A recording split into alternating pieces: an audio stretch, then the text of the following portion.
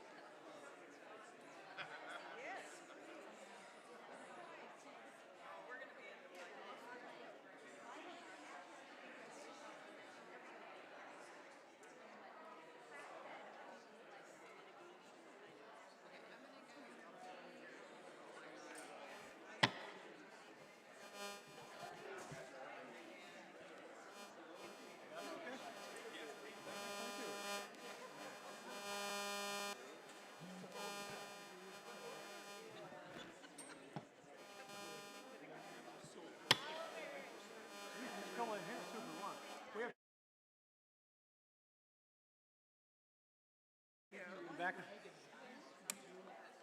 beginning about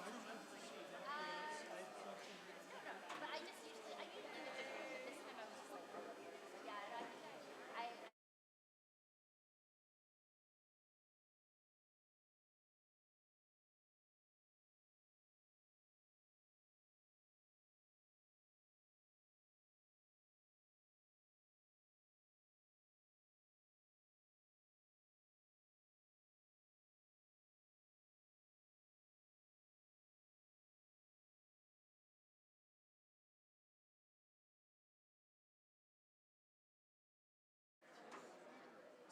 Redirecting us. Yeah. So you go in the back, Devin. Is this for a photo or just? Yeah, Oh, well, okay. it's for the photo, but we don't know when the photos will happen. Yeah, if you can hold those sticks way up. David, can you go in the back? Is there a chair back there? That's the chair back there.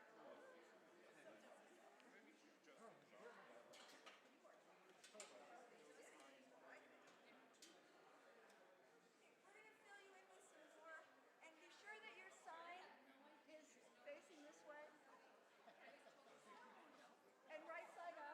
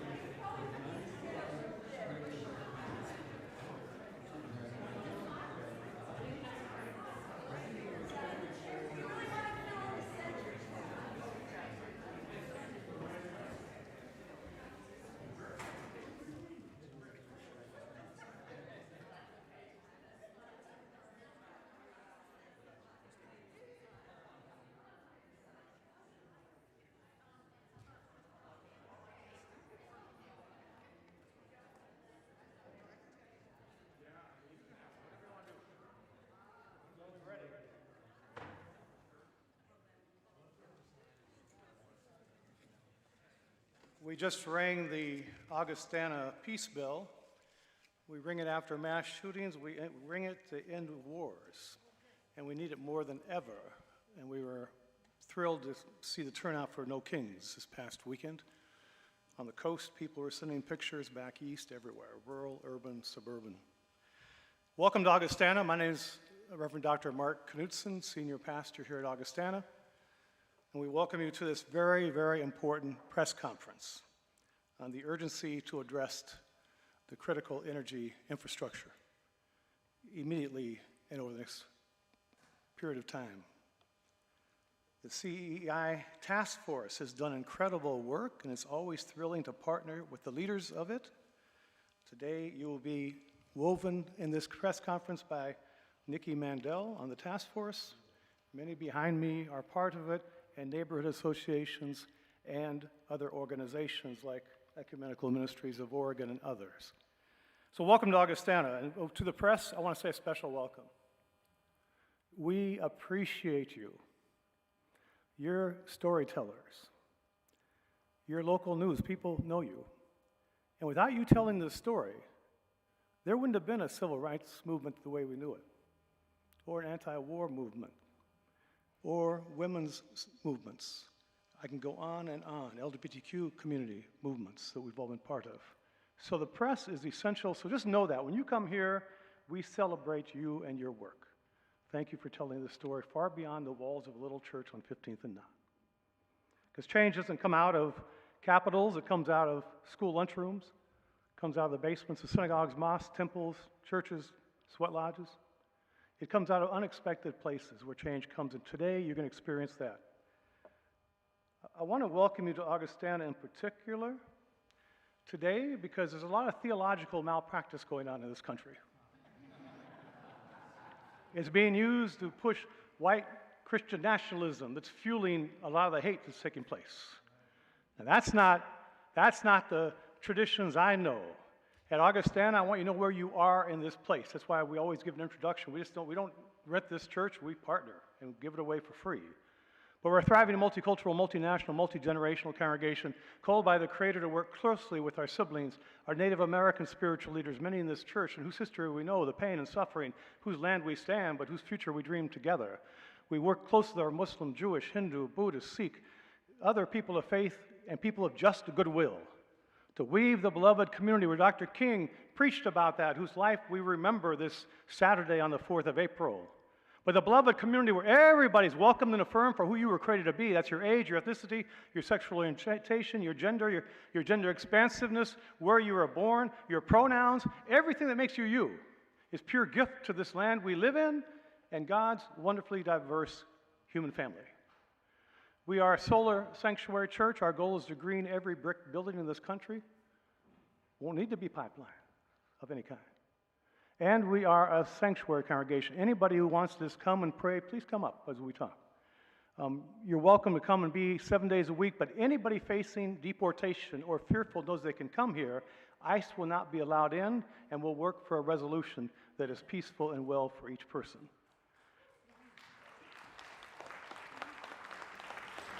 And we are committed to renewing the creation for generation upon generation to come. So now you know where you are. And that's why we can partner so beautifully with all these different organizations to do something that's vitally needed. When I went to the first White House conference on the environment back in 1991 at the Presidio, 400 leaders, only 3 of us were faith leaders. But a deputy ambassador from Mozambique came. What did he say to us that day? He said the environmental crisis is a spiritual crisis. We're disconnected with the land, the creation, we're disconnected with each other. So we have to go deep. Whatever drives you is what makes us a community. So turn to your neighbor and say, you are beautifully made.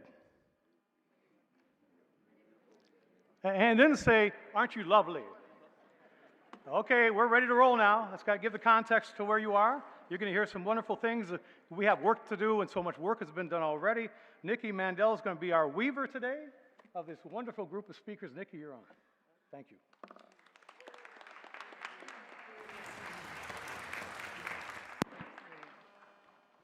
Thank you, Reverend Dr. Mark Knudsen, Augustana Lutheran Church, for opening your space to us and for your support. And thank you to the press for your essential reporting. A heartfelt welcome to the many community members who are with us today, here and behind me. Thank you very much. And live streams, yes, thank you. And thank you to city councilors and council staff who are with us this morning. We'll have something for you at the end of the press conference. A bit of housekeeping: if you're looking for a restroom, head out to the lobby, down the stairs, to the left, down the stairs. Okay. My name is Nikki Mandel. I'm part of the CEI Hub Task Force. Many of our task force members are here, so if you are, can you wave or stand up so people can see you? We have these fancy name tags if you want to talk to us later. We're a grassroots group that came together 3 years ago around the realization that too few people know about the perilous fuel tanks that threaten Portland and the state, also known collectively as a CEI hub. Until people know there's a problem, nothing's likely to be done about it. So our plan was, and is, to raise awareness and thereby build a constituency large enough to compel action. We studied the problem and shared what we learned with neighborhood associations and community groups, and we've asked them to join us in demanding that public officials treat this threat as the existential danger that it is. The Critical Energy Infrastructure Hub, CEI Hub for short, is a cluster of 630 bulk fuel tanks located on a 6-mile stretch of land on the west side of the St. John's Bridge. It's squeezed between the Willamette River and Highway 30, with Forest Park just across that narrow highway. Those 600-plus tanks have a combined capacity of over 350 million gallons of fuel, enough to fill 530 Olympic-sized swimming pools. The Critical Energy Infrastructure Hub is critical infrastructure in 2 ways. First, Oregonians depend on it. Currently, it's the entry point for 90% of the liquid fuel and 100% of the aviation fuel used throughout the state. Second, the hub is critical in that it's catastrophically vulnerable to multiple natural and human-made disasters.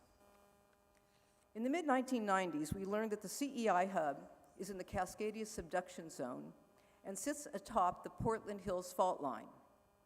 That's worrisome on its own, but it's only the beginning of the story. The tanks are on unstable infill soil that will liquefy and spread laterally in an earthquake.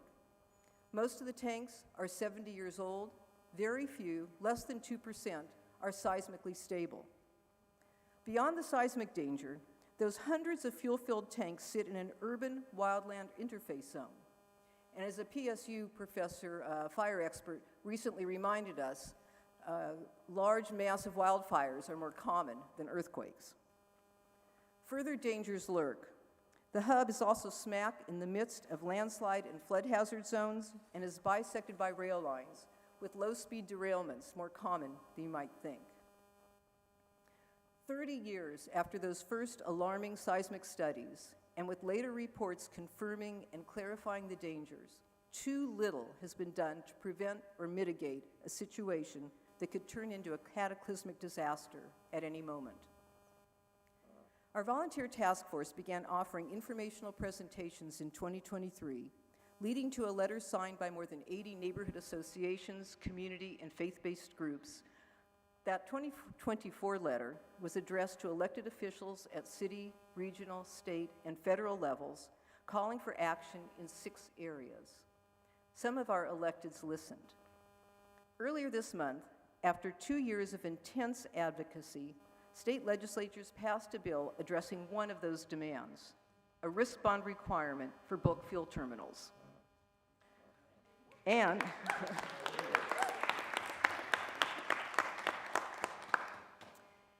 we were encouraged to learn in late 2024 that Portland had received a FEMA hazard mitigation grant to reduce CEI hubs, which we hoped would address other of those demands.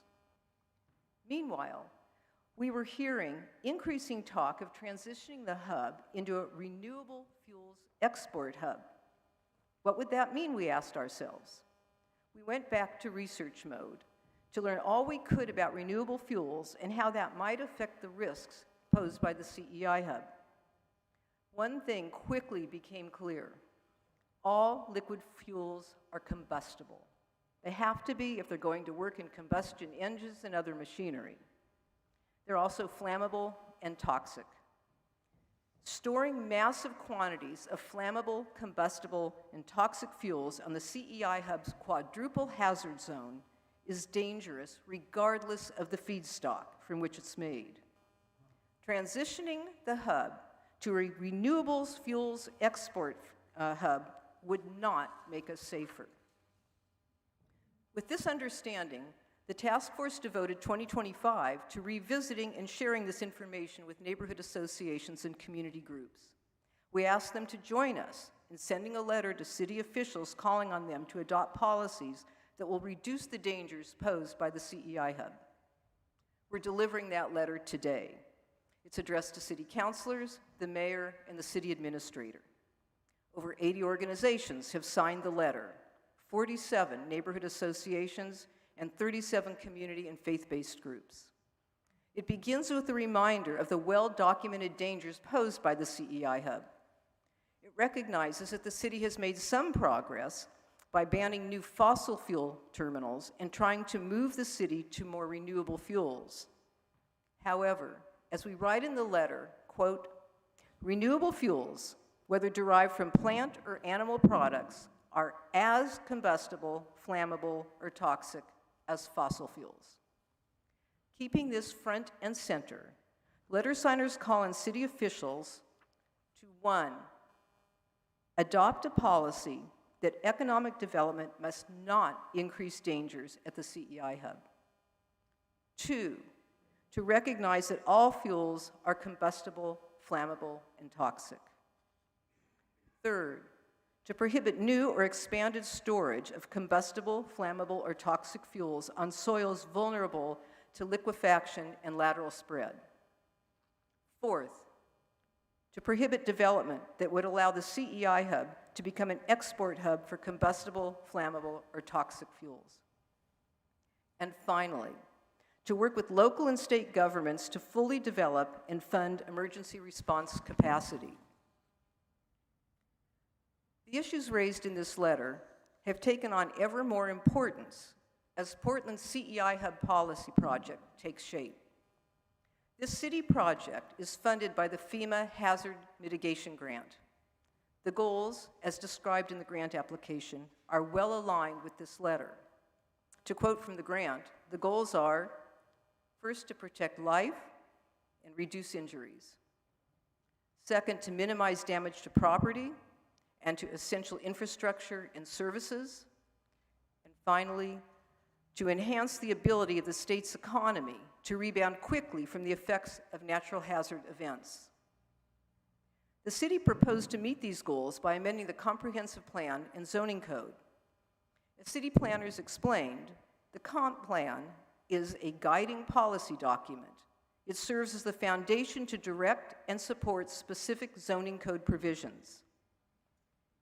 9 months in, after much public feedback, Planning Commission edits, a recommended draft of those amendments is on its way to City Council. We are deeply dismayed, frustrated, and frankly appalled at what's headed to Council. And there's an assessment in your press packets I hope you'll read. But to summarize, the recommended changes to the comp plan do not provide the promised strong policy foundation for zoning code changes. Instead, we see the same weak language that Oregon's Land Use Board of Appeals directed the city to rectify more than 4 years ago. Strong guiding language urged by community members has so far been ignored. Most troubling are the recommended changes to the zoning code. They entirely fail to meet the project's goals to minimize the potential for damage and increase resilience. And they are unrelated to the comp plan amendments that are supposed to ground them. In order to protect life and reduce injuries, the proposed code should define fuels in terms of what makes them dangerous, their combustible, flammable, and toxic properties. Fire code applicable to Portland's bulk fuel terminals already does this in a code chapter appropriately titled flammable and combustible liquids. Instead, the recommendation simply adds one feedstock class, renewable, to the existing bulk fuel definition of fossil fuel. This completely misses the point raised in our letter. It's the flammability and combustibility that makes fuel storage at the hub dangerous, not the feedstock, whose definitions can and do change. Other misdirected recommendations are that to allow expansion of aviation fuel storage at the CEI Hub. This is inexplicable since PDX Fuel already has a DEQ-approved expansion plan to meet 100% of projected increased demand on the east side of the river. Why would the city even contemplate more aviation fuel storage at the CEI Hub? This defies the letter's demand that development not increase dangers at the hub. Added to this unnecessary expansion are glaring loopholes in the guise of building resilience. These loopholes are created by adding 3 new expansion review protocols to the one that already exists, each disconnected from the other. This piecemeal approach defies logic. Fuel handling is an integrated system. Tanks, transloading infrastructure, decisions about how much and what types of fuel to handle are inherently connected and together affect the safety and risks at the CEI Hub. 4 separate review protocols ignore that reality. And the small nod toward resilience would be laughable if it weren't so dangerously deceptive. One example. These expansion protocols require evidence that there is a need or demand in Oregon for the fuel, and that's a good thing. But there is no requirement that any approved expansion will actually be used to meet that local market demand. As a consequence, instead of limiting or reducing fuel storage at the CEI Hub, the recommended code changes are likely to have the opposite effect. Oregon's fuel needs are projected to decline by 70% by 2050. Nothing in the recommended draft prohibits repurposing the expected excess capacity to other customers. The export hub, our letter warns against. The effect of these recommended changes would be to increase, not reduce, risk. But this can be rectified, and we look to City Council to enact changes to the comp plan and zoning code that demonstrably increase safety and reduce risk. The city must not squander this opportunity. Lives depend on it. Now, this city project is at the center of action at the moment, but it's neither the beginning nor the end of what's needed. We must keep the larger picture in full view. And to help us do that, we're honored to have 5 experts with us today. Together, they bring a breadth of perspective and experience, and the all-hands-on-deck urgency that's needed to solve this wicked problem. So I'd like to start by inviting up Taylor Bellucci. Taylor is a resident of the Vernon neighborhood and one of the neighborhood associations that accepted our offer to present about the hub. So come on up, Taylor.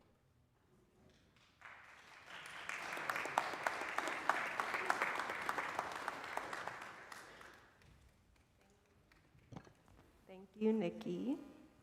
Good morning, everyone. I'm Taylor Bellucci. Around 5 years ago, my husband and I moved here from Florida because we wanted to live somewhere more progressive and sustainable. We got settled, joined our neighborhood association, and then we learned some disturbing information. Volunteers from the CEI Hub Task Force presented at one of our meetings. They taught us about the CEI Hub and the threat it poses to our city.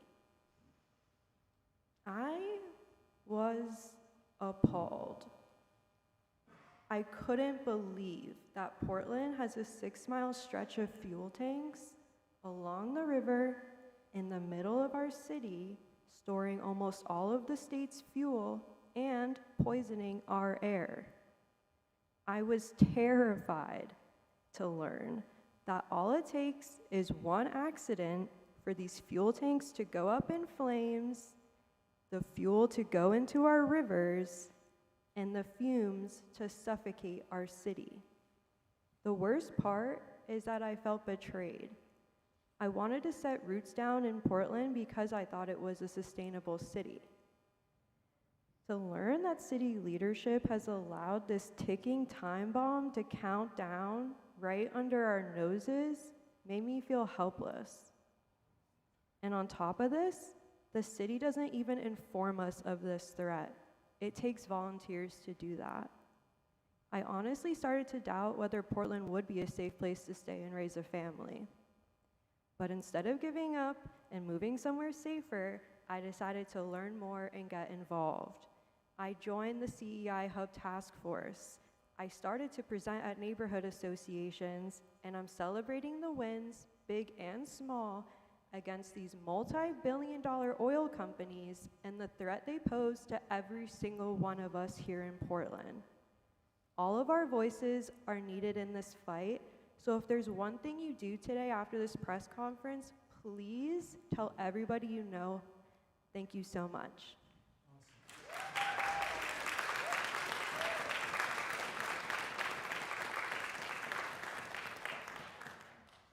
Thank you, Taylor. And I should have mentioned, we had expected and we're going to be honored by Sushila Jayapal, former county commissioner, joining us, but she had a personal matter come up yesterday and unfortunately will not be with us. So next, what I'd like to do is invite up Dr. Patricia Kohlberg.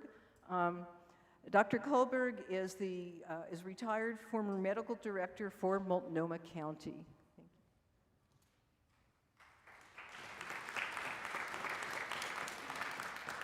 Good morning, and thank you for this opportunity to speak today about the CEI Hub. The EPA tells us that Portland's air is bad, really bad, and in fact, every time researchers have looked at our air, they have found levels of pollutants that exceed the thresholds for harms to human health. Now, the CEI Hub is a big contributor to this problem. It's a smelly place, and it's smelly because they are emitting poisons. Now, a couple of years ago, EPA chose 13 of the most polluted urban environments in the country. They wanted to look at those places for undetected leaks of industrial toxins that could be prevented. They chose Portland to study, and within Portland, they chose the CEI Hub. I can't give you the results of that study because they are not yet available, but I can tell you that hundreds of toxins are emitted at the CEI Hub every day as part of normal operations. But the one that I worry about the most is actually diesel particulate, otherwise known as black soot or carbon, or actually soot and black carbon or diesel pollution. These are very, very fine particles that are come about from the incomplete combustion of fossil fuels and so-called renewable fuels. They are like minuscule toxic time bombs that we inhale very deeply into our lungs, and they carry with them a rogues gallery of poisons, including nitrogen oxides, volatile organic compounds, arsenic, lead, mercury, dioxins, and much, much more. There is no safe level of exposure to diesel particulate. Every single bodily system is affected by it. The most common adverse effects are heart and lung disease, learning disabilities, poor birth outcomes, dementia, and various cancers. A 2021 study out of Harvard estimated that every year globally, 20% of all deaths are due to diesel particulate. Now, here in our community, people of color and low-income residents, and of course the workers, the industrial workers and drivers are those who are most exposed. The people who are most susceptible are the very old, the very young, and those with chronic disease. And if that by itself wasn't bad enough, diesel particulate is a major contributor to climate change. But the polluters do not pay for all of these harms. We do.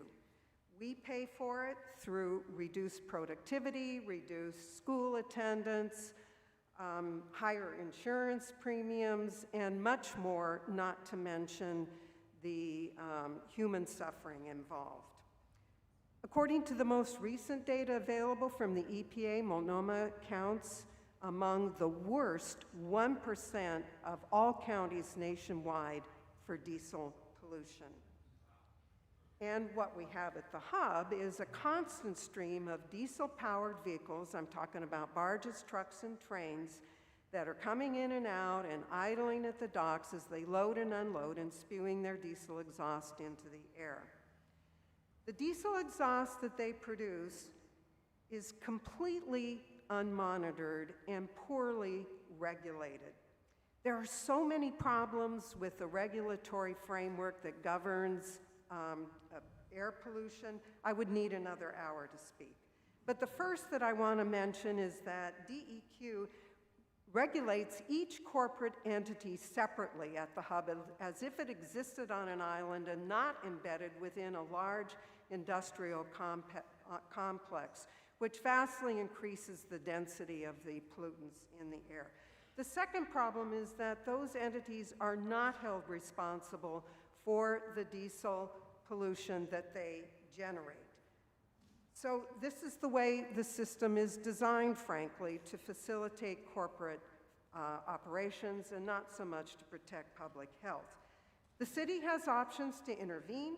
The Portland Bureau of Transportation has already piloted a zero-emission delivery zone in downtown Portland. They could do the same thing at the hub. There are many other options that they have to improve the situation.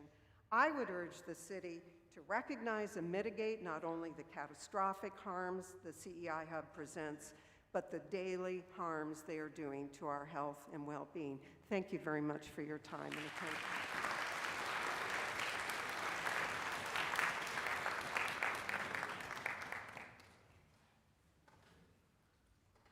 Thank you, Dr. Colbert. We want to talk to you about some ideas here.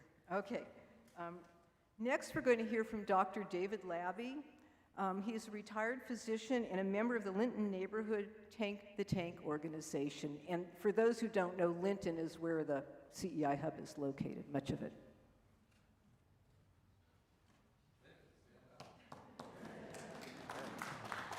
Thank you.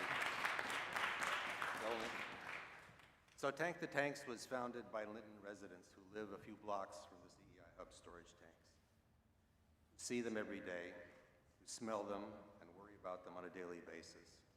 And after years of advocacy, as well as being repeatedly told there's no realistic way the tanks are going to be moved, one thing is clear. There's only one way to reduce the CEI Hub risk, and that is to reduce the amount of fuel, of flammable, combustible, and toxic products held in those aging tanks sitting on unstable soils. Every gallon of fuel is a gallon of risk, a gallon of potential spill, a gallon of potential fire and explosion, and a gallon of potential toxic fumes. We have all seen the photos from the Middle East of burning fuel terminals, of the rivers of fire as the burning fuels run into the water canals, of the black toxic air covering the city. In a Cascadia earthquake, metal-on-metal sparks from collapsing tanks and infrastructure, oil trains crashing into each other, electrical lines arcing, could all produce a similar nightmare. That, even on top of the worst oil spill in US history. There is only one path to increase safety, and that is to reduce the risk by reducing the source of the risk, that is, the amount of fuel, the amount of products held in those tanks. After years of advocacy, it is also clear there's only one way those fuels will be reduced, and that is by concerted, powerful, broad community pressure. We saw that in the recent legislative session. That is how we got the passage of the long overdue risk bond bill. that will hold fuel facilities responsible for damages and incentivize them to address their risks more quickly. Our city, as Nikki mentioned, is about to consider zoning changes that are supposed to lower CEI Hub risk. City staff were tasked with coming up with ways in which the city could use its zoning authority to make us safer in the event of an earthquake or other catastrophe. Unfortunately, the changes being proposed don't lower risk. They simply either maintain current risk, but also provide key loopholes that will allow increasing risk. But we can demand more if we are organized and strong. There are two key provisions I'd like to call out in addition to what Nikki mentioned that we must demand be significantly strengthened. The first is their proposal to wait 10 years before mandating any reduction in fuels at the hub. 10 years. The city acknowledges that liquid fuel demand is decreasing as we transition to more electric future, and that a drawdown of liquid fuel storage at the hub is possible without risking fuel shortages in Oregon and nearby regions. But while their own data shows that a drawdown is possible now, city staff proposes to wait 10 years before mandating the drawdown.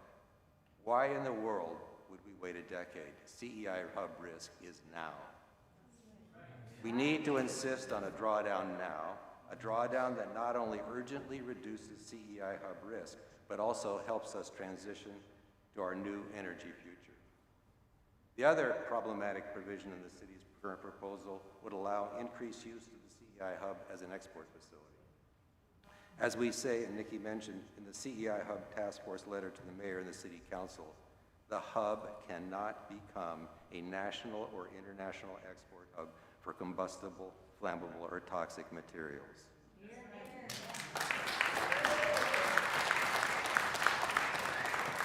Such exports provide no Oregon benefit, only risk from adding more fuel at the hub.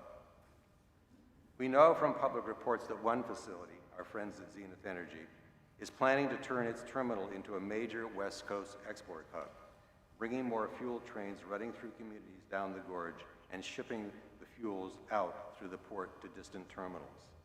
More oil trains means more diesel particulate train pollution in our neighborhoods. It means more risk of derailments, accidents, and spills. It means even more fuel at the hub. For the new zoning code to truly lower risk, it must preclude any expansion of exports. We cannot let Portland become a greater sacrifice zone for energy profit exports.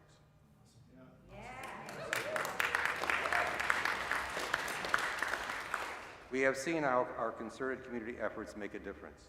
The risk bond bill just passed in the legislature would not have happened without the organized efforts of advocates in this room and across the state. We demanded action, we organized, we lobbied, we testified, and we refused to give up. We need to do that again and more. That is how we win. I hope to see you all and your friends and your neighbors at City Hall soon. Thank you.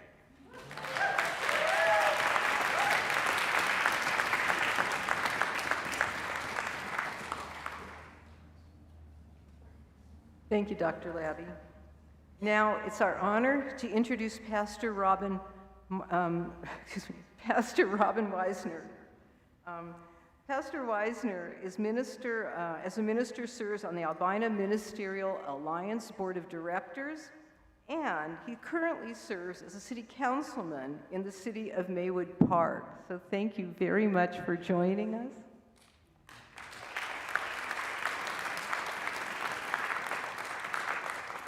Thank you again for inviting.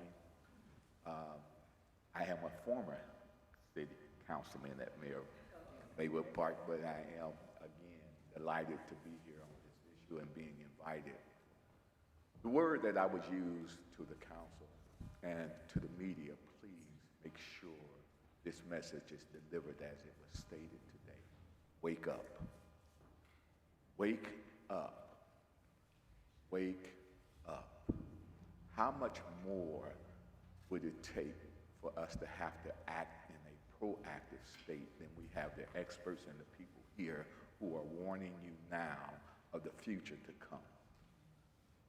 as we hear people and families who are putting their lives and depending upon you to be able to do a decision, I see the president here, is a choice that they voted you in for the reasoning of saying that they believe that the new change will happen because we believed in you. But I am astounded with the facts.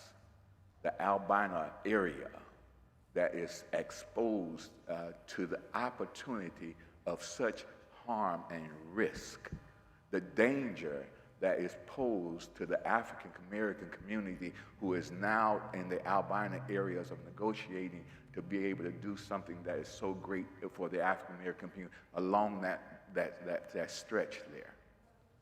Here is a place that I stand, and Dr. Knudsen knows my heart as well as understand what I have done. I'm not an expert in everything, but I am an expert in the beloved community. I am an expert upon the people who have given me and supported me and shown me since I made a decision that Portland would be my home, how to stand like these people and advocate for the things that is rightfully begin to us. What do I mean? Our beloved Senator Avell Gordley, who fought so hard and stood so strong. How do we recklessly continue to go on with the same path when there was so much hope in this group that she depended upon looking at the beloved community? Again, I want to thank you again for taking time and allowing me to understand these issues. And I will be there at the council. I will be there going forward. And all I need to do is find the charge. Give it to me and I'll run with it. Thank you.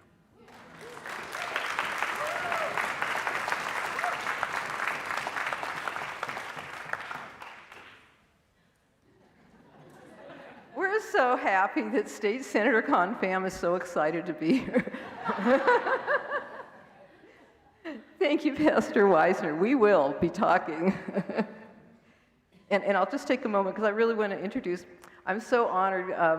Senator Pham is my state senator. It's like an honor to be represented by her.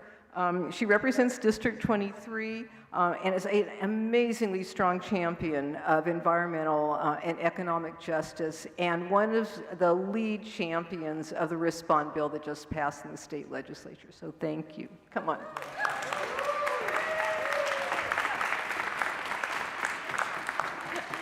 Okay, so now I can come up. Okay. Thank you so much. It is such an honor to be here with this incredible lineup of speakers from the community. I see city leaders here. I see faith leaders. This really is a testament to the broad grassroots movement that is growing to demand that we make our CEI Hub infrastructure safer for everyone here, not just in the city of Portland. And I wanted to talk a little bit about what it means for the whole state of Oregon to make the CEI Hub to reduce the risks of this dangerous infrastructure. So again, my name is Confam, and I'm proud to represent District 23 in the state legislature. As a state senator, for me, reducing the risks of concentrated fuel storage is important to many of my colleagues because a disaster at the CEI Hub would be devastating for communities around the state. They would be isolated and without vital energy resources. And in this moment, we need leadership both from the city and from the state to work together to keep our communities safe. The majority of communities in the entire state of Oregon are 100% dependent on the fuel that flows through the CEI Hub. From Portland to Bend, from Astoria to Bandon, from Salem to Ashland, the fuel at the CEI Hub powers everything from the gas stations where Oregonians fill up their cars, to the semi-trucks that deliver food to our grocery stores, from the jet planes that take us out of town, to the vehicles that carry emergency responders to address wildfires. It's easy to ignore this dependence on our fuel delivery system when everything is working smoothly. But we know that Oregon's liquid fuel supply is catastrophically vulnerable. For decades now, we've known that a Cascadia subduction zone earthquake will likely create 31 population islands, areas that are isolated from one another and inaccessible by roads, including the delivery of essential fuels. The hub is equally at risk from a number of more localized disasters. There could be a fire. There could be a train derailment, as we have seen in recent years. It could be simple human error or sabotage, as the US war in Iran and the Middle East spirals out, impacting millions of people. It has the potential to impact us here at home, and we have a responsibility as elected and community leaders to build an energy system that is resilient to any number of shocks, whether geological or human caused. The consequences of any of these accidents or disasters would be devastating in our metro area and throughout our state. When fuel can't flow from the CEI Hub to local communities, every aspect of our daily life and economic stability will be transformed, and emergency services can no longer be refueled. But too few Oregonians right now know about this, and we need to change that. We also need to change the fact that Portland residents and businesses are bearing such a high burden in storing so much of the state's liquid fuel in this single high-risk location. And as you've heard from others today, there is so much that Portland can and should do to address this. But one thing that Portland cannot do alone is to diversify the locations where liquid fuel is stored. We need collaboration with state legislators and state agencies to develop a plan to decentralize the state's fuel storage. That's right. And this has to be a plan that accounts for the predicted decline in fuel demand and that does not shift the burden or the danger onto frontline communities.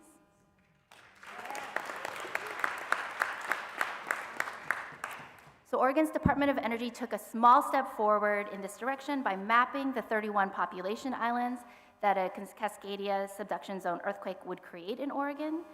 But the bills intended to move that planning forward failed in both the 25 and the 2026 legislative sessions.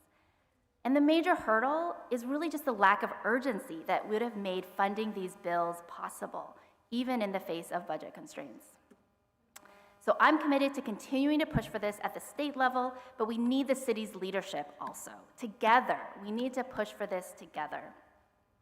We live right now in an overwhelming time when the crises are coming fast and it can feel hard to prepare, but this is something concrete that we can do now.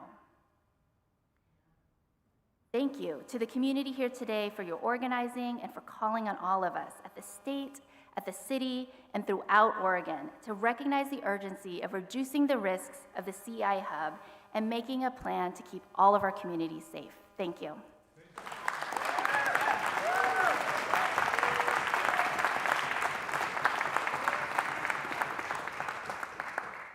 Thank you, Senator Pham, and thank you to all of our speakers. Amazing, and yes, please elect us, listen to us, and then act. Okay, we're going to take a few minutes or more to answer, we hope, questions from the press, so I hope you've been thinking about them. But please, everybody, stay, because after that, we have something to hand off to our city councilors and staff, and then we'll hear some closing remarks from Reverend Dr. Mark Knudsen, and I think some singing also that we're looking forward to. Okay, so press questions for any of our speakers.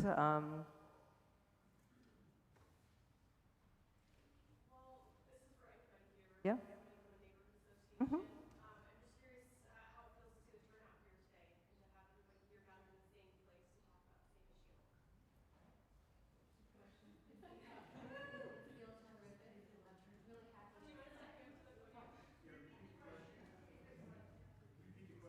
The question was, how does it feel to see the turnout here?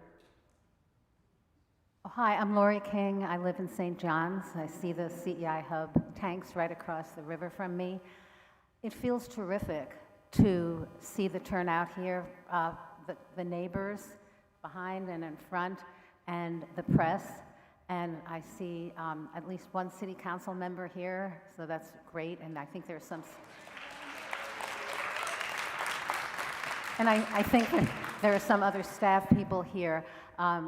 And it's just been a long time coming, because when we first started doing presentations at neighborhood associations, no one knew about what was with this elephant in the room that's here and dangerous.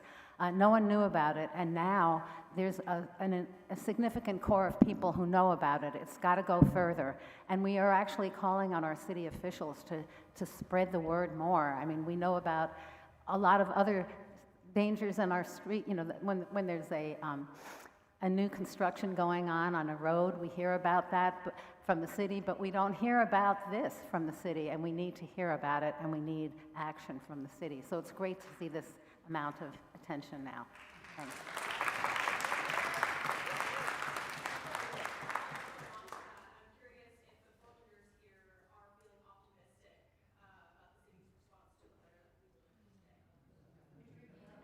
Are we feeling optimistic about the city's response to our letter?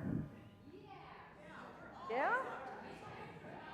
I think so. One of the things I'll say is that many of our community activists have worked diligently since the election period in 2024 to educate everyone who is running for city council at that point. And we have a city council now that is more educated on the dangers and the needs of the CEI Hub than the city has ever had before. And so we're thrilled. As I said, we're deeply dismayed and appalled at what that city council is going to receive in terms of the recommended draft.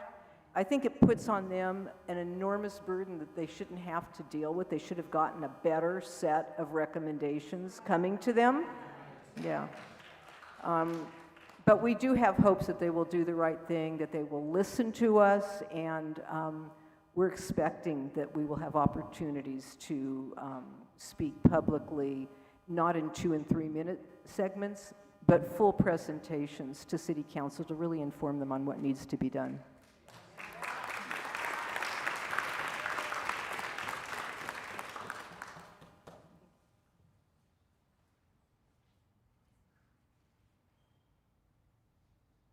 Any other questions here? Please be curious. What's the next step? Well, we're going to deliver the letter to counselors and staff who are here, and literally the next step is to go down to City Hall and deliver the rest of the letters. But really, we're working on multiple fronts now. So next steps include working with city councilors to reshape this policy project so that the changes in the zoning code and the comprehensive plan related to the CEI Hub will actually demonstrably make us safer and reduce risk. To work with the state to see if we can get some work there, because as Senator Pham said, the city can't tell the state what to do. We can't say the rest of the state, take our fuel, we don't want it anymore. We'd like to, but we have to, this has to be planned. And we need the city to join in lobbying for that, not just community people, which we've been doing, but we need the city to join that. We all know the budget issues are serious at both city and state levels. Planning costs money and time. So we need all hands on deck to move towards that larger plan. And we need all levels of government to be doing a lot more in terms of emergency preparedness and educating the public about what to expect, what to do. We have neighborhood associations that are doing that on their own now, and there should be more support and kind of comprehensive attention to that. The danger is both to individuals and families, but it's also to our businesses. Our local businesses can't function not only without fuel, but if the air is polluted and the water is polluted. And if the vision that the Albina Vision Trust is working towards and others are working towards to really revive our river and our city, let's make sure they have a city and a river that will survive. Yeah, right? Yeah. Yes, thank you. Oh.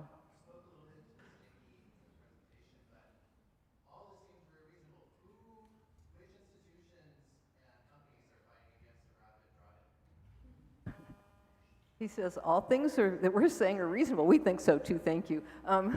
Who's fighting against this? I think there's a certain inertia that's fighting against it. Portland is an ideal transportation hub. We have to realize that. We have a major port here.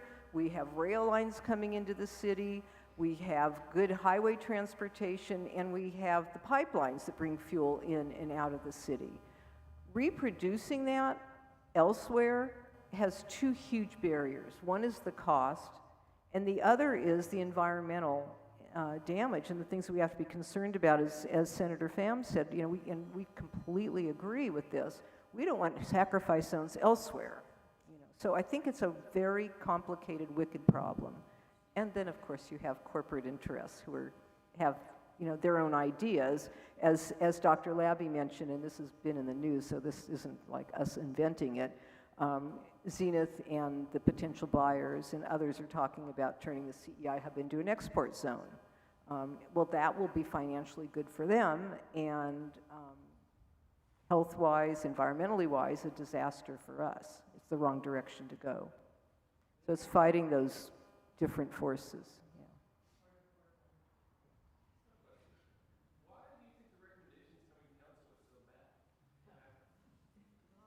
They didn't listen to us. He asked, why are the recommendations going to council so bad? My short answer is they didn't listen to us. Yes, Dr. Labby wants to answer that. Well, the truth is they're not as bad as they were. And that's because we organized early on. We had conversations with the city. We said, first alternatives that you're putting forth, don't cut it. And because some of the early proposals were actually to codify expansions, and we said we can have no expansions. I would also like to mention that during the course of the development of this project, the city heard numerous times from the community. There are over 600 posted comments to the city and their application. So we have spoken to them over and over. At the Planning Commission meeting, 63 people spoke orally, and 200 people put testimonies in. So I think we've moved the ball a little bit, and we have to move it the rest of the way. And that's really our job next. Now, it's really up to the city council to bring this home.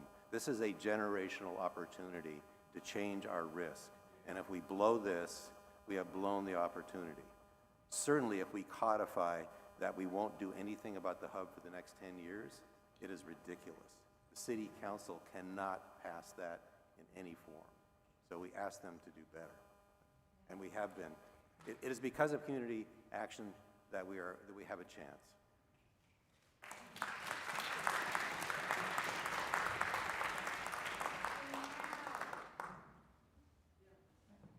We keep hearing about the ongoing day-to-day health risks for the catastrophic scenario. Public health comes under the purview of the county, not the city or the state. And I know the Western District of Commissioners have been very adamant in their support of this. But currently, how is the county public health department and the county city council as a whole working with the city of Portland on this matter? Would you ask that? I'm going to repeat the question. I'm going to ask Dr. Kohlberg if she might respond to it. I'm not sure if you heard the question.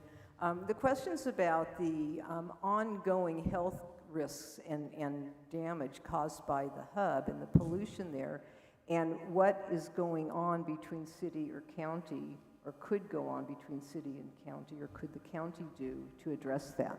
Did I get that okay? Thank you.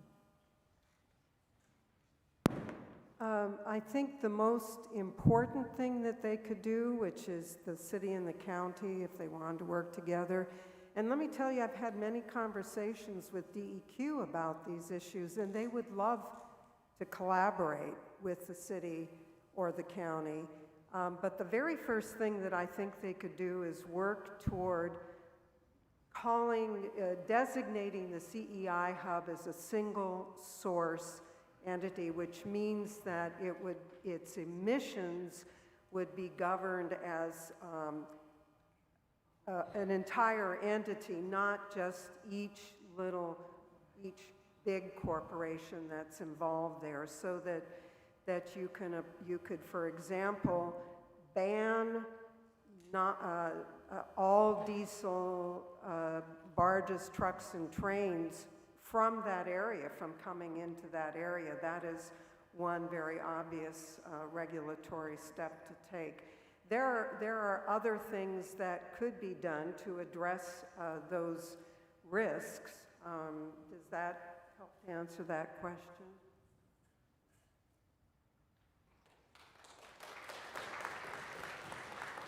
Okay, in the interest of time, I think we're going to ask us if you can hold those questions and just ask us individually afterwards. So what I'd like to do at this, unless press has something else you'd like. You don't want to cut the press. This is all for you, for us. Thank you. I see Councilor Green here, and I don't know if there are other councilors who I haven't recognized or staff. Please come on up.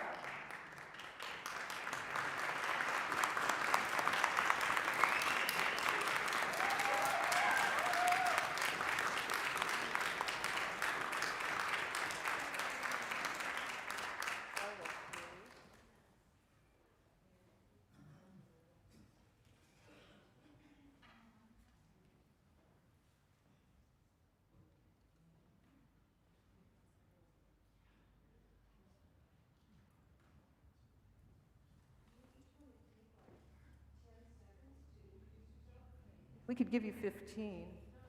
Okay. I'm going to tell you all what's in the envelopes I'm giving them is our letter with the signatures of the 80+ neighborhood associations and community groups that have signed it, expecting you and your bosses, but we know staffs do a lot of the work, we've learned that, to help us get this where it needs to go.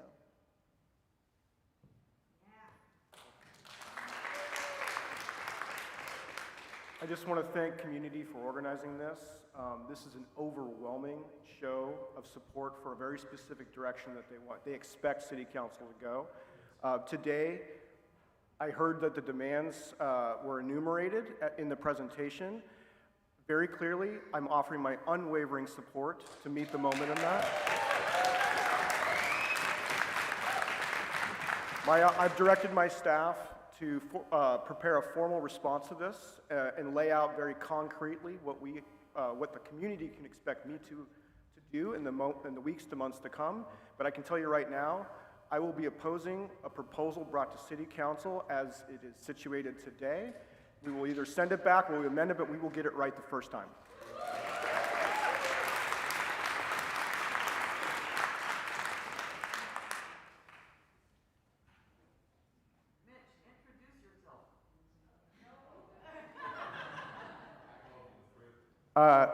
I'm the other bald white guy on City Council with a beard. My name is Mitch Green, and I represent District 4 from Portland City Council.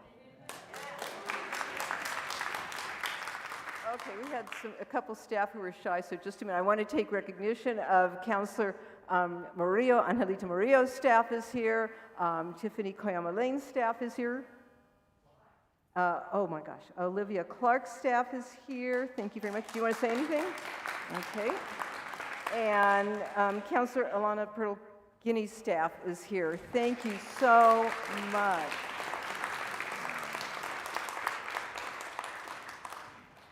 We'll see your colleagues at City Hall a little bit later. And now to turn it back over to Pastor Mark.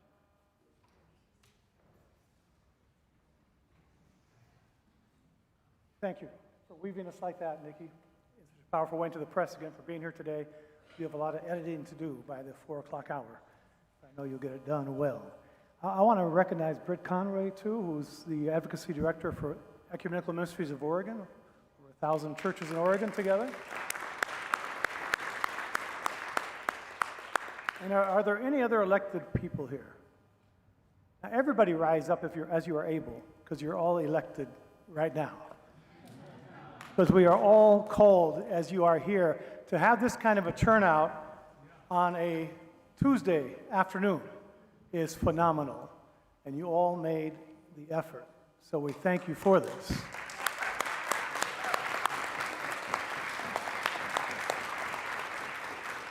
Don't you love the backdrop of all our colleagues up here? This is great. I want to say, too,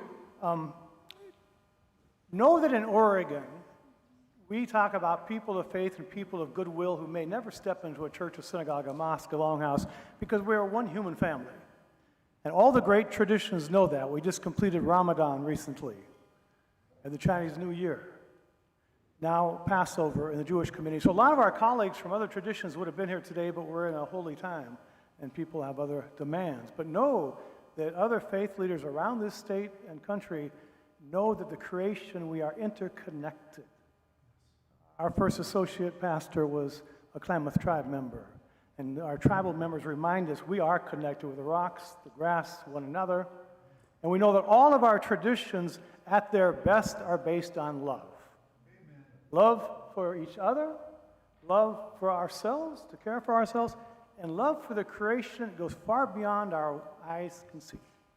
And so with that in mind, let us go out today and remind others. We just had a teach-in too. This wasn't just a press conference. This was a teach-in.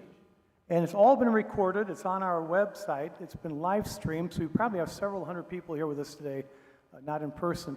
But you can go to the Augustana website, put previous events or services, and encourage others to watch this press conference because the educational process was so powerful today. And we've often found that things are replicated, so thousands will come online in the next couple of weeks and hear what you did and said today. And we know the press today will get that story out there as well. So I want to close by saying this. Some greats have stood in this pulpit. Senator Abel Gorley, our dear friend, has been here many times. And I can hear her now telling us to carry on. You can do this. Organize, mobilize, strategize, and get out there and make this happen, which you're all committed to do. Another friend of ours, Reverend Jesse Jackson, stood in this pulpit, came to address violence in Oregon. And I remember him in my office when we talked about his great Keep Hope Alive speech.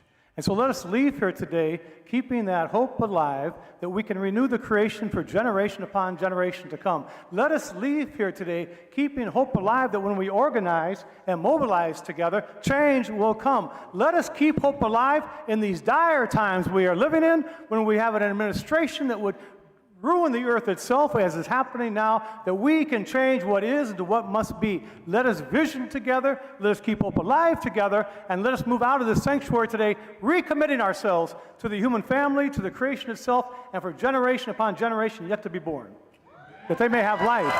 May God bless you. And may, as you go out today, there's a scripture passage that says, may you go out in joy and return in peace.